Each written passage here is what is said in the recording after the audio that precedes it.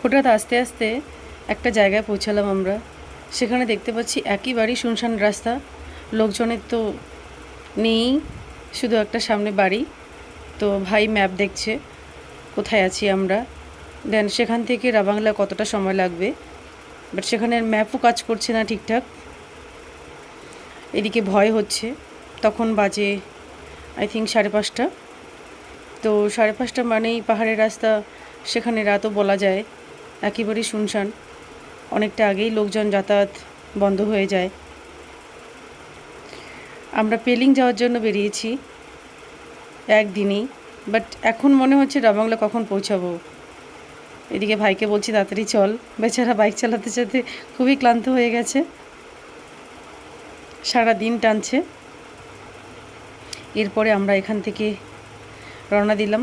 ভাই দেখলো যে সেখান থেকে আরও 12 কিলোমিটার দূরে রাবাংলাতে আমরা স্টে করব।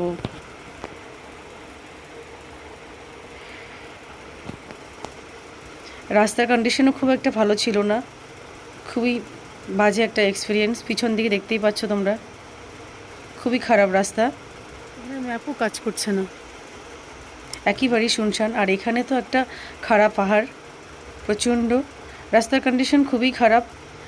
এত ছোট রাস্তা, আর ওপর থেকে জলের ফোঁটা পড়ছে। আমি তো ভয়ই পেয়ে যাচ্ছি, আমি ভাবছি হয়তো পাহাড় ভেঙেই না মাথায় পড়ে যায়। তো তোমাদের উদ্দেশ্যে বলছি, পাহাড় অবশ্যই দিনের বেলা এসো, দিনের বেলা কোথাও স্টে করো 4টা নাগাদই, যেখানে পাবে সেখানেই, বাট ওভার রিস্ক কখনোই নিও না। এইবারে আমাদের খুবই ভুল হয়েছে। তো কিছু খারাপ অভিজ্ঞতা থেকে তোমাদের আমি শেয়ার করলাম। একেবারেই শুনশান, খুবই ভয় লাগছিল, খুব রিস্ক হয়ে গেছে আমাদের জন্য এটা ওই দিনটা। দেন তার উপরে এত রিস্কে এই রাস্তার কন্ডিশন তো তোমরা দেখতেই পাচ্ছ, তার উপরে আমাকে ভিডিও করতে হচ্ছে। প্রতিটা মুহূর্ত মনে হচ্ছে এ না ফোনটা পড়ে যায় বা পড়ে গেল, এরকম মনে হচ্ছে। যাই হোক, আমার একটা খুব খারাপ অভিজ্ঞতা তোমাদের সাথে শেয়ার করলাম। দিকেই বন্ধ হয়ে যায়, রাস্তা আমাদের পেলিং বন্ধ হয়ে গেছে, পেলিং আড়াতে যাওয়া হবে না, রাবাংলাতেই স্টে করতে হবে। দেখা যাচ্ছে না, অনেকটা উঁচু, অনেকটা সিকিম অনেক ওপরে। এতটা পাহাড় কীভাবে লোকজন রাস্তা তৈরি করেছে, পাহাড় কেটে রাস্তা কী করে করেছে, কত শ্রম, কত মানুষের শ্রম আছে এরকম খুবই ঘন জঙ্গল, সাথে এই রাস্তার কন্ডিশন দেখতেই পাচ্ছ তোমরা। কার কার অভিজ্ঞতা আছে প্লিজ কমেন্ট করে জানাবে সবাই, কে কে আমাদের মতো ফেসে গেছে। এবার এতক্ষণ বাদে একটা গাড়ি দেখতে পাচ্ছি, গাড়িটা দেখে মনে হলো একটু প্রাণটা ফিরে আসলো, এরকম মানে এতটাই আমরা ভয়ে ছিলাম দুজনে। এই গহীন অরণ্যে অন্ধকার নেমে আসছে একটু একটু করে, আর পোকামাকড়ের আওয়াজ তো আছেই, তোমরা নিশ্চয়ই শুনেছ। এরপরে আমরা শুধু ওয়েট করছি কতক্ষণে রাবাংলা পৌঁছাই। ব্যাস, আজকের মতো ভুল আর কখনোই হবে না আমাদের।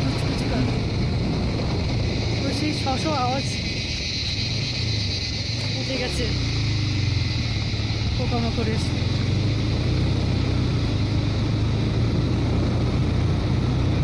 সেই গভীর জঙ্গলের ভেতর দিয়ে আমরা যাচ্ছি এখন,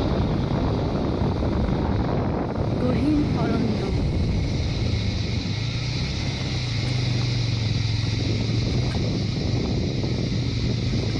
রাস্তার কন্ডিশনও ভালো নয় তো, এত রাস্তা, রাস্তা ঠিক হয় না। হ্যাঁ, যার একটা পাখি দেখতে পেলাম রে।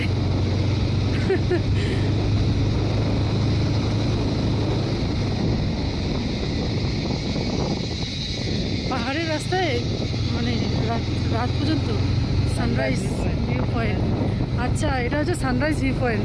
তো সবাই নিজের দিনের বেলা আসতাম আমরা দুপুরবেলা, তো এখানে অনেক অনেক ভিউ দেখাতে পারতাম তোমাদের। সরি, কিছু করার নেই এখন আর। বৃষ্টিও পড়ছে ভাই, রেনকোট তো একটা, রেনকোট কেনারও সময় পাইনি আমি। কিসের আওয়াজ এগুলো? জানি না, কীট পতঙ্গ পোকামাকড় কীট পতঙ্গ পোকামাকড়